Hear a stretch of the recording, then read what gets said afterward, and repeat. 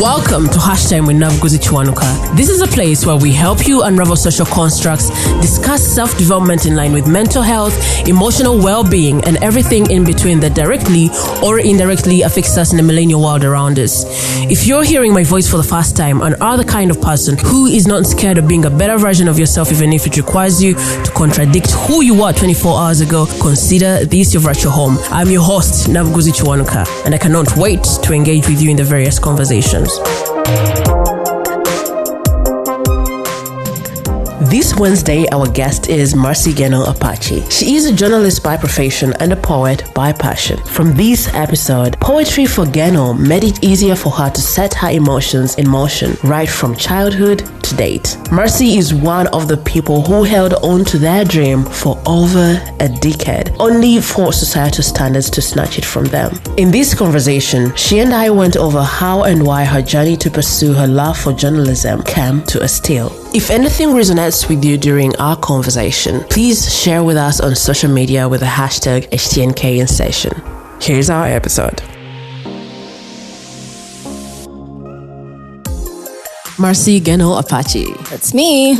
Welcome to Hashtag with Navguzi Chwanuka. Finally. For someone who is hearing your voice for the first time, or even the name, who are you? Well, in short, what part do you want to know? The fact that I'm a Libra or the fact that I love beer? Do people understand those things? Those things are for Americans. Libra, Cancer, what? Hey, you know that stuff where we are white on the inside. Some of us feel American on the inside. But yeah, I am a spoken word artist. I am by paper, I am a journalist. I haven't been practicing in a while. I also try to do some communications here and there. And yes, I'm a writer, really. That's in short who I am. Yeah. I'm also very mood swingy. Let's stop there. But is that all before you stop? Well, professional. I mean, if I'm selling myself through your podcast. Sell yourself. Podcast. Prestigious. Aye. Yes. Yeah, I used to be a radio presenter as well. That was back in my senior 6 vacation where I wanted to be a news anchor by all means, no matter what. And then reality hit and we realized that they want, wide-hipped news anchors. But yes, I still want to be a news anchor. Now I'm fat, ish. But back then, they weren't there, eh? Yeah, there were no things. But on radio, they're not seen.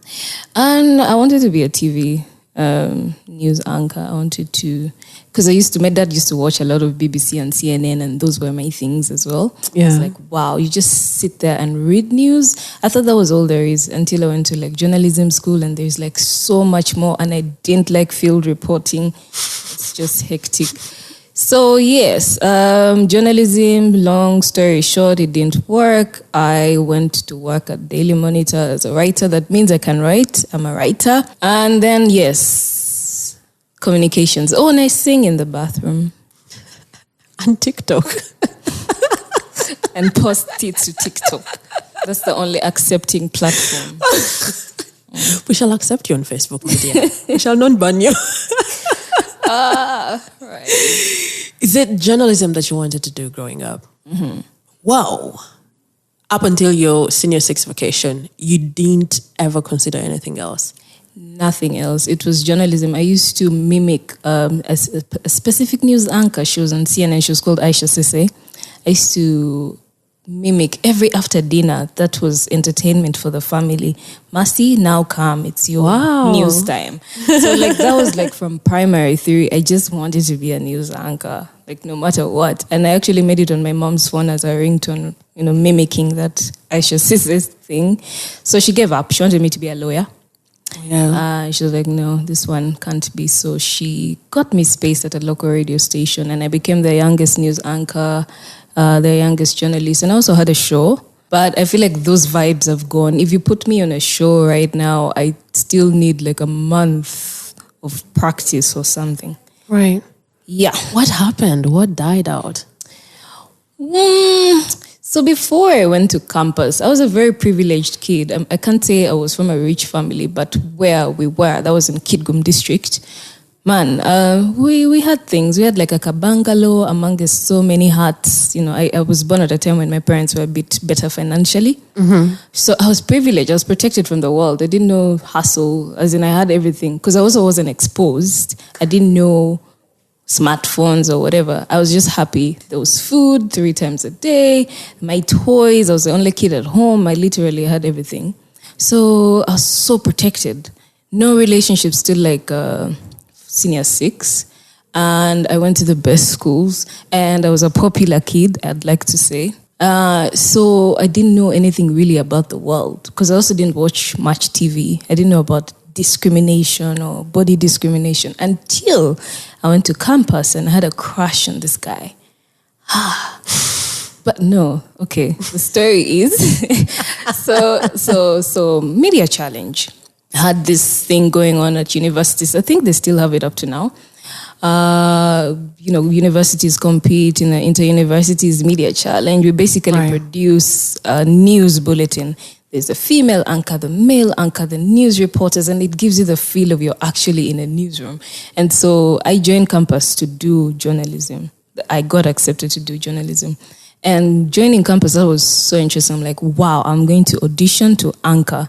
And I did audition to anchor, and there was a panel of judges. The only bad thing was those panel of judges were from within us, like either third years or second years, as long as they've gone through the Media Challenge Initiative. And so when I auditioned, it was amazing. Guys were like, yeah, man, she's going to get the part. I mean, she already did it in her vacation. So I knew I was going to get the part. And then somehow I didn't get the part. They gave me a news reporter instead, not a female anchor. Then from the corridors I heard it was because I was too dark and finding lighting would be hard for me. And also I was too skinny. I didn't make I didn't make the news anchor that they wanted, a Flavia Tsime, that kind of look. Right. So yes, that was when I first came in touch with reality. And the lady that was actually put to anchor was dark as well, only that she was, a bit wider hipped, and she also slept with one of the judges. And then I didn't know that we could do that. Wow. Because the judge she slept with was one of my crushes. And see where you're headed. I know, right? But yeah, so that was my first reality with life, and it really depressed me for a long time. It did, because now I started being so judgy on myself. I started noticing the things that were wrong with me. I started realizing why we were bullied in primary school and we were called coin, the LRA rebel. Wow. Yeah, because if you're from the north and you have this like dark look, this tiny legs and this tough face, we naturally have tough faces. That's for sure. Yeah, we were called coin. And so everything came into place. Like I started noticing, I'm like, is that why I received like only one love letter throughout high school? Is that why? Like, is it because I'm also like tomboyish? Like, is that a problem? So I started wearing things that were baggy to cover the fact that I didn't have hips or whatever. I started getting lost. That was the point. I started getting lost. Right. Yeah. And so when I went into the real world, I was doing well. I was actually put on the top 20 journalist students to look out for in some magazine. And that was supposed to uplift me. Every opportunity that was there, we were the first 20 to be given that opportunity. It was sort of a fellowship. And every time I got an opportunity to audition, either a radio audio audition or a TV audition, those things came up in my head and I flunked the auditions because of that. Like you'd go to NTV to audition and in your head you're like, really? NTV, you want to be an anchor? Have you seen yourself, Mercy? Yeah. Come on. And I'd hate everybody as long as you're pretty and you're TV and you're not a northerner. And I'm like, yeah, she probably got it because she's pretty and she's not from the north. Like I just had so much hatred for the world. And that was when I started doing poetry because I wanted to speak out. I wanted to console people as well as myself. Mm-hmm. So it's mostly for me, to heal me, I think. Right. But it started getting noticed and I started getting gigs and I started being paid for. But at the same time, it also made me somehow a better person. But still, up to now, it's kind of hard for me to try and go back to the journalism world. I want to anchor. I don't want to go and report news. I want to present. Every time I try auditioning, there's something wrong. Either my voice is childish or, Your voice is childish? That's what they say. Oh, that was at Radio 1. Is it like now, or that was far back? It was just like, 2019, 2020, not far back, really. That was when I got I beg, someone said we sound the same. Who's saying? Oh, get out. So you have a childish voice. Exactly. I'm just getting to know. And everyone found a problem with me somewhere, somehow. Either you're not too funny or you're not... Even too funny? Where is the fun in anchoring the news? No, that was when I was now trying radio presentation, auditioning. Like everything I tried with journalism for me was not working. And where they put me, like in writing, that was not what I wanted. So it became depressing. I wanted to always quit those spaces. And in doing that, I also injured a lot of my opportunities because the opportunities were there, but it's not what I wanted. And it got annoying and frustrating, and I would just quit.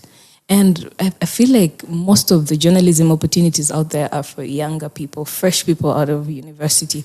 The older you grow, the less the show presenting opportunities are, unless you started from like way back in the day. And even when I honestly tried modeling, I was you did? Fine. I'm black, tall. Let me go and model. These are the qualities they're looking for. They told me that I am fat. I mean, now because you've seen me, I tower over people. They told me I'm fat and short. Yeah. Nothing was working. Short? Yes. I went also to act. I actually want to get closer to you and stand. I'm sure you're taller than I am. Yes, I'm way taller than you. Oh, don't say way. When you say way, when you say way, I feel like a jerry can. My dear, respect my name. Oh, wow. All right. We are sorry. Let's use wine bottles at least, not jerry cans. You can hold a wine bottle. You can't hold me in your hand.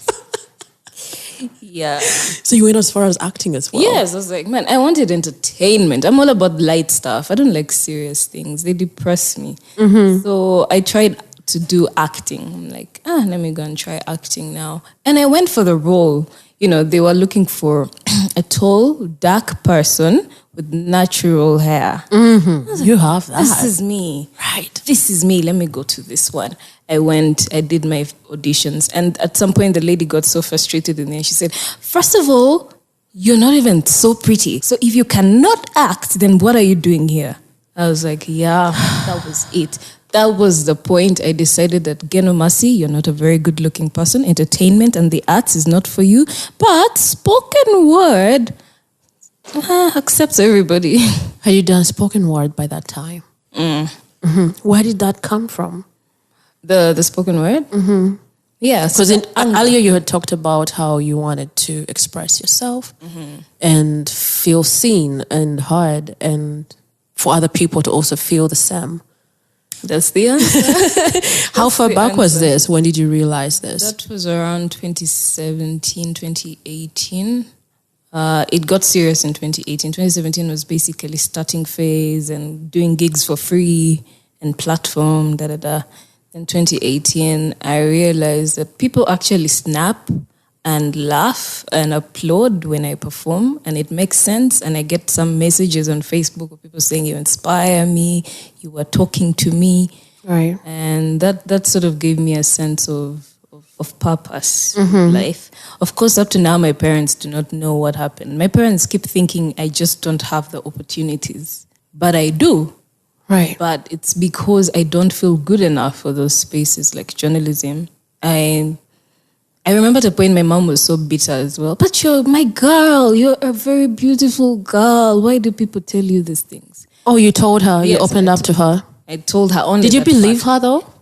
When she told you that you're beautiful? I didn't believe her. Yeah? I didn't. What did you feel like? Like, yeah, you're my mother. What can you say? Exactly. That's how we always... Even when my friends compliment and be like, but man, today you look good. Okay, I'm not your friend. Guys. I'm not your friend. Have you looked at yourself in the mirror? Gee, no. Women do this. We just compliment. Have you been on Facebook and seen those comments on terrible photos? Wow, beautiful. but me, I don't do that. I don't do that. When you're beautiful, you are like, I don't know if I should call it a weakness, because someone was once offended. I had just joined the school, and there was this girl I was seeing constantly. She was in a class below, and I was like, this girl is beautiful. And I don't know how to keep quiet. So I was walking down the dormitory area with a classmate, and I had to stop this girl. I was like, hey, you are beautiful. Wow. She was like, thank you. But the person that I was walking hand in hand with was offended. She was like, don't ever do that again. Why? She was angry. And I was like, I was confused because I was like, what's wrong with that? But she just said, don't ever do that again. I was like, okay, I didn't get the memo of the school. Yeah. But whoa. I can understand, because I'm very uncomfortable with compliments. I don't like being noticed. Okay, so here's the thing. I do know for a fact that my butt is bigger than the rest of my body, which should be an advantage for a woman. But I hate it because people tend to just focus on that. Like, it's not my fault if I take a photo and it's out there. It's just a part of my body. I did not pose for it to be your point of focus. I literally hate body compliments, because then I go back to the mirror and spend a lot of time there looking at myself and trying to like challenge what the people in my university did, or the people in life have done or have told me. And it doesn't make sense. So, and it's hard to get people out of that thinking. Yeah, there's a time in 2017, I don't remember what exactly had happened, and I was talking to a friend. I was like, I'm very uncomfortable with these things. And then for him, he imagined that is a point of strength as a woman. That is something that it should be.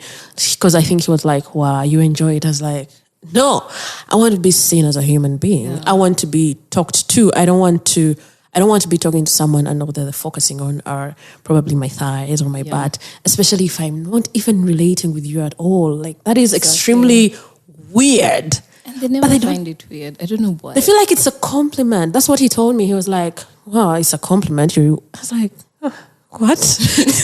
And then you start second guessing yourself. I was like, am I normal? Because every other person wants this. Yeah. Why is it that I don't want it? And then guys have this question of, but what do women want? We compliment, they don't want. We don't compliment, they get mad. It's not all of us. Yeah, you can't box us all in one thing. Well, yeah, it's true. I prefer gifts, not compliments. Yeah. I am very sorry for calling you beautiful. Send me a beautiful gift. Thank you. Define beautiful. Beautiful gift? Well, what falls in the category of beautiful? You can send me a hammock. What is a hammock? You know, those things you just lie on and they're like... my dear. You have trees, eh? I don't, but there's a balcony. You can attach it to the door and the balcony, and white person inside you.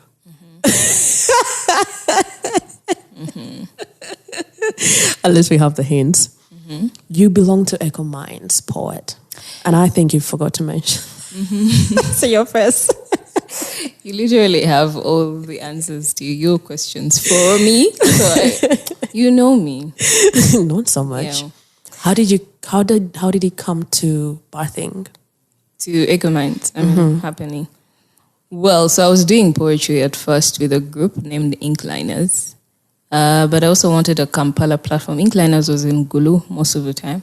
Right. And I felt that sometimes Gulu does not have everything that you want, including audience-wise. So I saw a call. I think Carol, the head of Echo Minds, made a call. But then we didn't have a name. So when she inboxed me and she said, could you be a part of Echo Minds? I was like, cool. So we had a meeting and then we sat down and started forming all those ideas of what the name should be, what the logo could be. We basically used all the resources that each of us had individually to create the group. Yeah. And it's a group of 8 to 9 female poets. I think the first in the country. But people think we only work with females. We also work with guys. I mean, because what is to spread the word without male engagement? So we do, but they're not part of the group. Right. Yeah. That is more like them being on the technical team. Not even technical, but sometimes you need a guy's perspective. Right. To create a balance or just for just. Yes, that, but not too much of it. Mm-hmm. And then for the period that you have been in the space of poetry and have been a spoken word artist, what are some of the misconceptions you get from society? Well, for starters, it's a very unserious art. Unserious? That's what they call it. Mm-hmm. What are you really doing? What is poetry? First of all, we are in a time when people still think poetry is, what school did to us wasn't nice. Mm-hmm. We were taught, mommy, AIDS, what have you done to us? And it's like a childish rhyme. Right. And people still think that is what poetry is. And then people also tend to think that, my IQ is on what level? They keep thinking I am too smart. So if they're having a conversation with me, they have that expectancy of, man, this girl is a poet. She is smart. Oh. So there's so much pressure to be smart. And honestly, I just write from experience. It's not like I used to like reading, not anymore. I feel like reading and being in the know also depresses me so much. So I just know what I know. What I've been through, a ride on a border in the morning and what the border told me, that is what I know. Right. Yeah. And that is what I write about. Then people also expect you to automatically be a feminist as a female poet. Because most of us, I don't know why we're like But that. what is feminism? What is feminism? Exactly. People... Exactly. There are very many wrong ways people look at feminism. You're having a conversation with someone, not even a conversation. Let me flat out call it a debate. Mm-hmm. You're talking about something and then he goes like, I'm positive you're a feminist. Dude! Okay, I might be, but I didn't even tell you that. Exactly. No, people no longer expect women to have any smart contributions to conversations. The moment you're smart and have something to say or you defy their opinion, man, she's a feminist. Like, come on, it's just an opinion. Yes, I'm a woman. I love good things for women. And all genders love good things for themselves. Right. That's the fact. As a man, you want the best for men. As a woman, I want the best for women. So, man.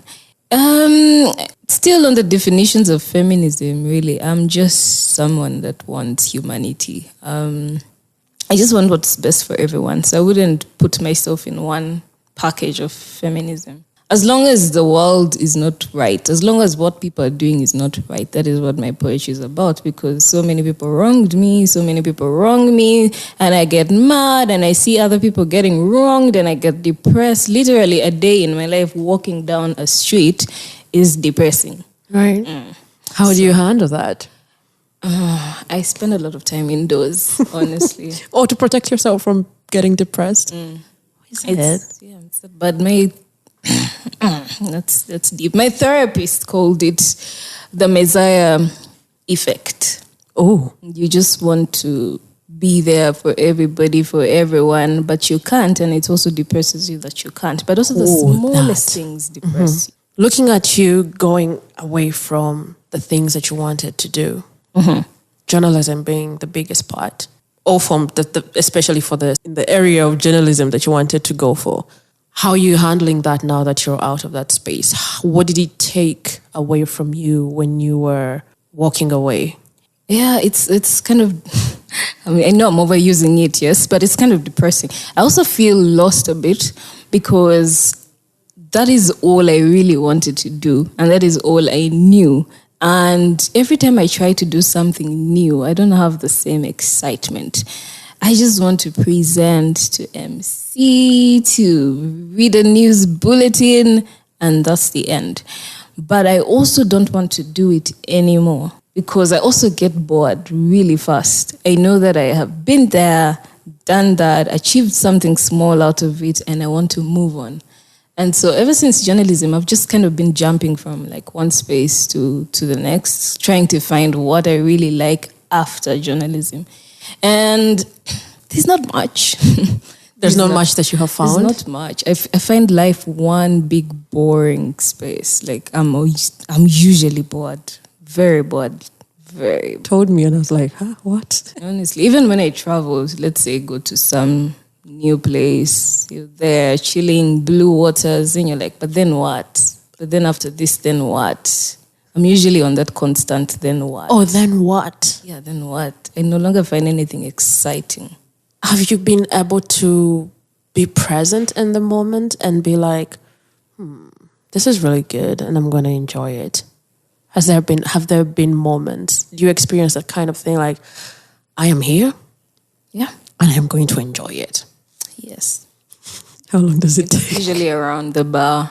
Yeah. Which is also a toxic thing. Everything literally is toxic. But also usually when I'm finally helping out or, making sense somewhere and guys are appreciating. And that's poetry. That's why I'm stuck there. When I have made a point, when someone has gotten something out of it, when I have helped someone there, I feel like I have done something, but it's not often.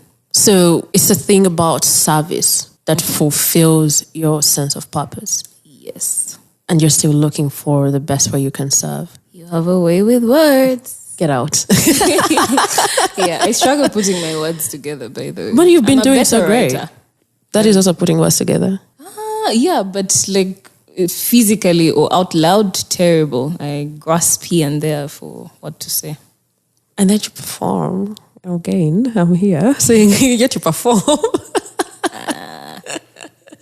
You're great. You're really perfect with words. So what is that moment in your life that you felt like, do I survive this? Because before this podcast started, I told you I have this terrible memory issue. I cannot really find that one specific moment. But I think I am only, which is dark. And but I have to say it because I have to answer your question. Right. But I think the only reason I'm still trying to live is that the hectic empathy that I carry for the people that try to see that I am okay. They're putting in so much. They have put in so much. The people that have sacrificed so much, and I cannot just disappoint them. And also the fact that I'm a coward. I'm a big coward. I can't kill myself, honestly. However much I pray for death, I can't kill myself because I'm a coward. I fear pain. I fear, like, what else is out there? And then the question, then what? So I have died. Then what? Well, I have... You're also bored by the idea. I have rested, but then what? You get? But then it's mostly empathy that still keeps me here. And that is, parents. Strictly parents. Nobody else. Right. Yeah. And are there some ways that you have managed to come up with helping yourself, especially for self-care? What defines self-care on your part? Well, therapy is amongst them, but again and again, I still feel like it really doesn't help. It's like talking to you right now. I am telling you my issues, and after this, I'll feel better for like an hour, and then go back to my same depression. I like to. I'm a life. People keep saying Geno is vibes, But you are. yeah. So that is also what I do. I like to go out. I like to meet new people. I get bored easily, so honestly, it's hard also for me to maintain relationships, especially with friends. Like, after we have talked about everything, then what? Like, okay, then we're just meeting, especially those who don't share my bar vibes or don't go to the bar or whatever. Then what? Like, what are we doing Well, as at least we friends? maintained. Am I your friend, by the way? If I call I don't know. Sometimes we're friends, sometimes we're not. I don't know. I really don't know. And I also find you intimidating. Oh, yeah? Yeah. What did I do? That's so cool. Like, what am I going to tell this chick? I'm not smart. Let me tell you what she said the day we met. So we had been chatting inbox, that is Facebook. And then when we met, we were like, okay, I thought we didn't have anything to talk about. That's what I said. Because we've talked about everything. And I think that that goes as far as then what? And then here we are. How is it, like more than a year? Yeah, it's been a year. More than, actually. Because I think the first time we met might have been 2020. That was before the whole COVID thing. So yes, around 2020 or actually end of 2019, social media. Is it? Probably. 2019? That is far. Social media. Yeah. End of, but 2020. Might have been 2020. But yeah, so I also have that issue. People are so cool out there. People know movies from like the director to all the actresses and stuff. People know things. I meet people and they have so many terms. Someone was gaslighting me, and I'm like, well, I'm in the presence of awesomeness. I'm like, what do I Gaslighting? know? Is gaslighting a presence of awesomeness? Yeah, like, where did you find this? How did you know this? Because people are constantly researching. I am not. I like to be where I am. And that is also my biggest toxic trait. Right. If I probably researched, I would know what I wanted to do next. But I'm comfortable. I'm afraid of what are else? you afraid of? My biggest anxiety, obviously, is, failure. Everyone's, I think, but let me not speak for everyone. That's it. That's my biggest anxiety. Failure. And also with usually the what next thing. It happens with relationships, with work, I get bored. I want to move on to the next thing like really, really fast. And I also have a big mouth. I don't shut up. I learned not to shut up. I learned to speak exactly my mind. And that also gets me into a lot of trouble. I keep losing people because people don't like facts. I also keep losing people because people want you to be forever humble as an intern, as an assistant, as a starting person at a workplace. I don't. So I also lose out. Yeah, but my biggest, again, another anxiety is, of course, death. Okay, not death itself, the process to the death. Is it by accident? Is it by a snake bite? Wow, you keep thinking about it. Thinking about those things. And I also keep thinking about the death of the people I get close to before it happens. Like, if they die, what am I going to do with myself? So I distance myself from so many people. Because if I get close to you, even one day, even 2 days, that's why breakups of like 4 days really hurt me to like the max. Because I knew every time I see a death post on Facebook, and I didn't even know the person, I go to their Facebook feed. Right. They were laughing, they were happy, and that already makes me so sad for them. So the people that I interact with, most of them will not understand why I distance myself, but it's because I'm afraid they're going to die. You're also going to die one time. Yeah, and we're here for you. If you ever ghost me, Mercy Geno, if you ever ghost me because you're afraid that I'm going to die, I'm going to haunt you in my death. And I ghost you for other reasons. Like, I don't know what to tell you.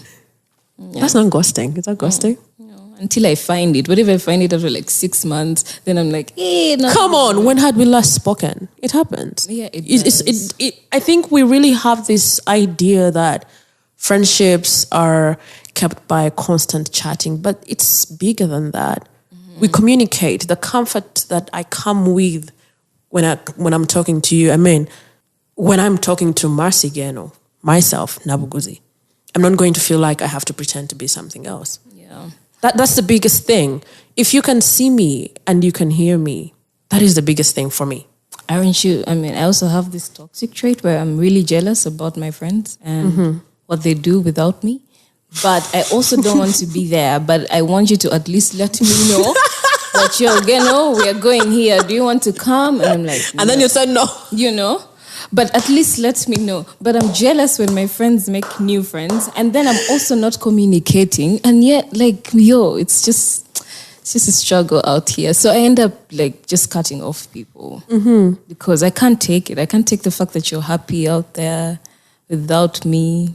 Yeah. Is this something that you've shared with your therapist? Yeah, I have. Do you follow what they should tell you to do? You've laughed. Like I said, I feel like therapists, anyway, sometimes they don't really help. She literally said it back to me. Yeah, you're very jealous and it's toxic. You need to calm down a bit. Give your friend some space. Of course, I need to give my friend some space. I know that, but I can't. Like my trait, it just can't. So the best thing I did for a while was to actually disappear, because the more you're online, the more you're following, the more you're seeing people. And I quit. I quit social media for like a whole 2 months. And in that whole 2 months, nobody actually checked in. And so I also cut out people after that. Like, peace. What are the chances that they're also struggling? Yeah, they're also struggling. But man, 2 months is long. Oh, wow! So she said, I'm probably a narcissist. I'm always thinking about just me. The therapist? I'm probably thinking about just me. And that was the time I felt that therapy was becoming so burdensome. It felt like a chore. Like, remember, I get bored easily. So it felt like a chore, honestly. And I ghosted my therapist. Yeah. Until the next. Like she just threw it to you like that? Yeah, maybe she's right. Maybe she, but she also got me overthinking. Yeah. Wow. It's crazy. Like, I'm thinking about it, I'm like, What would she have said? What else? She told me give them space. I'm like, but it's my trait. Right. But I'll give them space. How?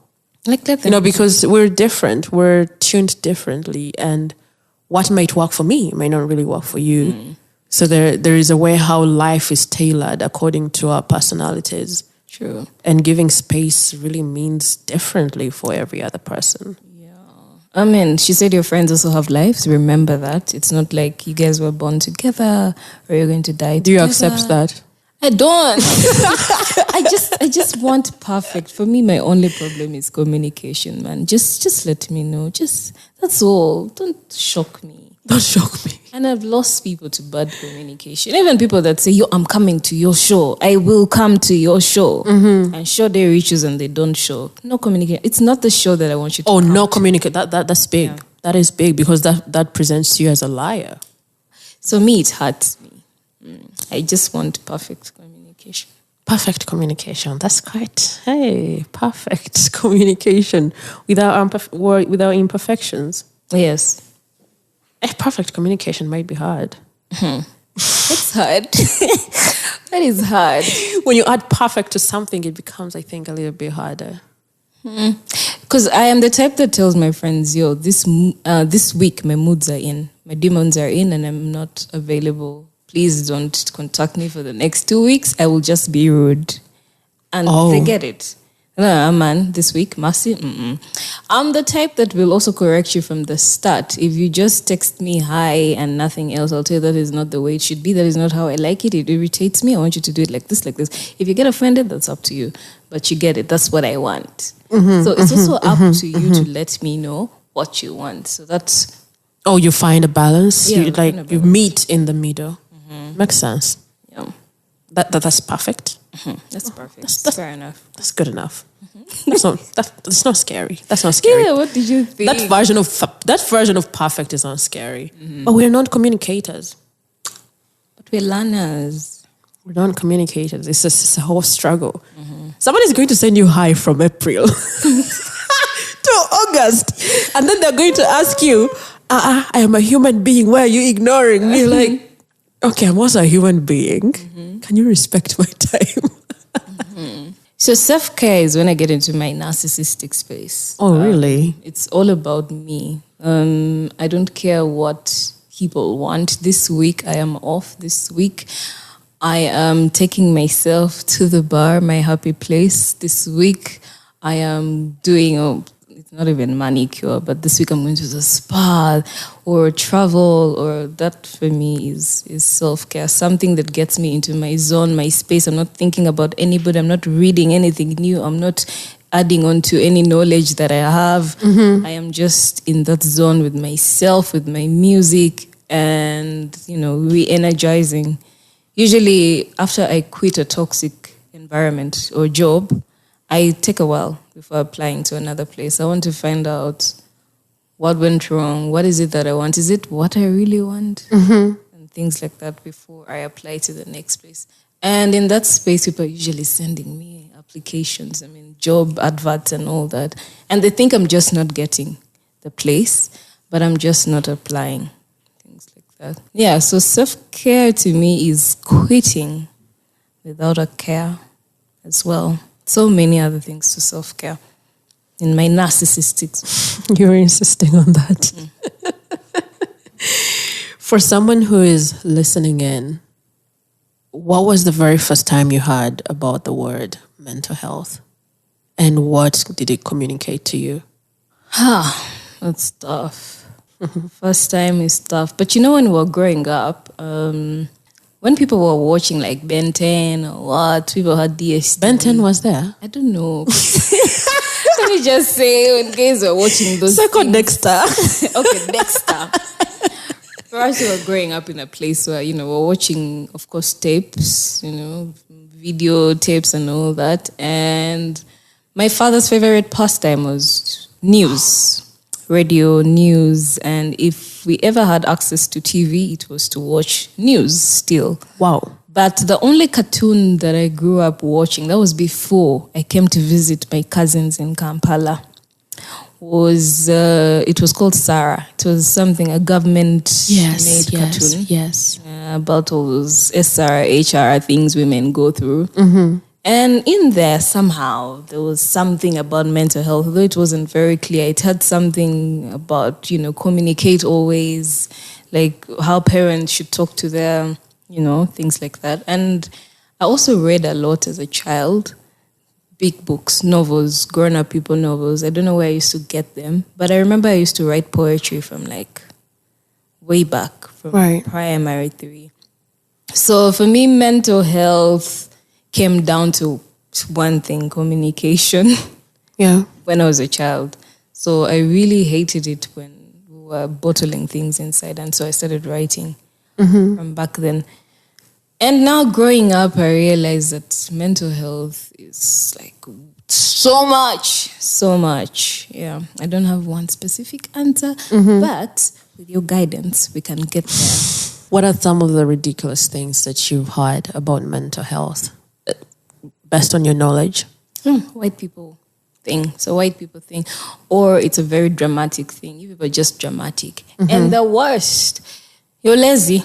You're just lazy. You just don't want to face reality and things like that. I remember there was a time I was so depressed. And then I would just come back home after work where I didn't want to work and just come back home and lie in my room, and that's my space. I just want to be in my space. I just want to listen to music. I just want to relax. I've been out there. I have been seeing people. It's so much work to talk to people. Yeah. To be humble, to dress the way they want you to dress. Goodness. And then I come back home and my brother was angry. You're always indoors. You're always sleeping. I'm not always sleeping. I'm just lying down in my head, You're always sleeping. You're so lazy. You need to work hard so that you get a maid in future, because with this kind of laziness, wow. How do I start explaining that you cannot just wake up from depression? I mean, you can be sad and no longer sad. That's okay. That's sadness. You can wake up from sadness. An ice cream thing can light up your day. Depression is just weird. You cannot even pick up your computer to try and apply to something better, and yet you have to do it. The fact is you have to do it. Even therapy becomes annoying because they're telling you what you have to do and you know it, but there's just something wrong. You just can't. Why? Your body is just useless. Just there. You just want to be. Yeah. So when they say you're too dramatic, especially with my mood swings, you're too dramatic, with your communication needs, you're too dramatic. It's a white people thing. You're too white. No wonder you're poet. Even poetry. Ooh, going as far as that. Yeah, what is so white about those things? Anyway, yeah, but those are some of the ridiculous things we really have to go through. And the most ridiculous one is people saying things like, but if you just plan your life, then you will not be complaining about depression. Oh, wow. So your life is disorganized right now. Yeah. Wow. What words do you want the listener to walk away with? Man, just do what makes you happy.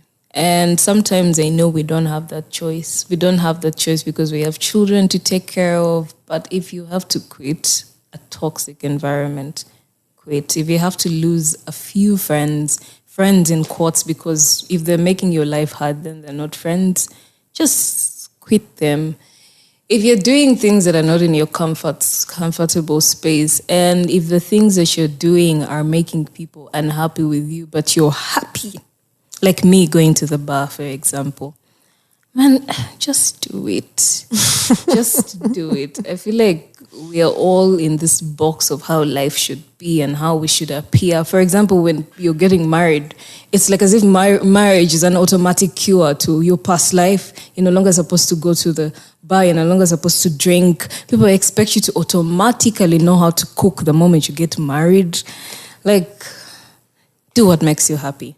And stop thinking that people owe you. People don't owe you. People don't owe you a smile. People don't owe you to get better. So in the end, however depressing it is, it's you to get you out of your depression. I read a very weird quote once. It said, depression ends when it ends you. Oh dear. Yeah. But some people come out of it with therapy. Mm-hmm. With the right therapist. I have to emphasize that.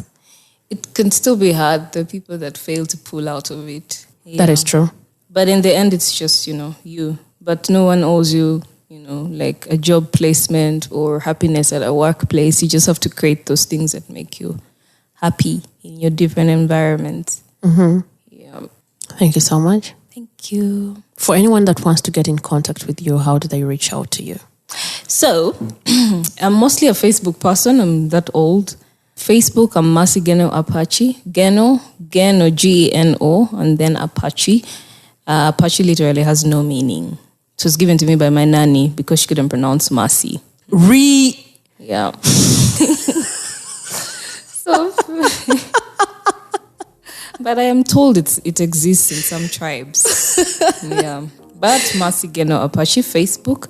Twitter, I still haven't figured out how that thing works, and I'm supposed to be all bougie and stuff. Right. But yes, still Geno Apachi, Instagram, Geno Apachi, and I can't obviously give you my number. It might be for all the wrong reasons you will use it for. I understand. My takeaway from this episode is that quitting toxic environments is a form of self-care. Thank you so much for tuning into another episode of Hashtag Rennabuzichwanka. If you loved what you heard, make sure you subscribe to Hashtag Rennabuzichwanka on your podcast platform of choice and share it with your friends, loved ones, and everyone that you believe is affected by the millennial world around us. Also, feel free to share your insights about what connected with you on social media and be sure to tag us on Facebook. We are at Hashtag Rennabuzichwanka, and on Twitter, our handle is at HTNK Podcast. If you are in search of mental health professional help, do not hesitate to reach out on my email, nabuguzi@nabuguzichwanka.com. I would be glad to pair you with people that are ready to help you. See you on the last Wednesday of this month, and until then, quit toxic environments.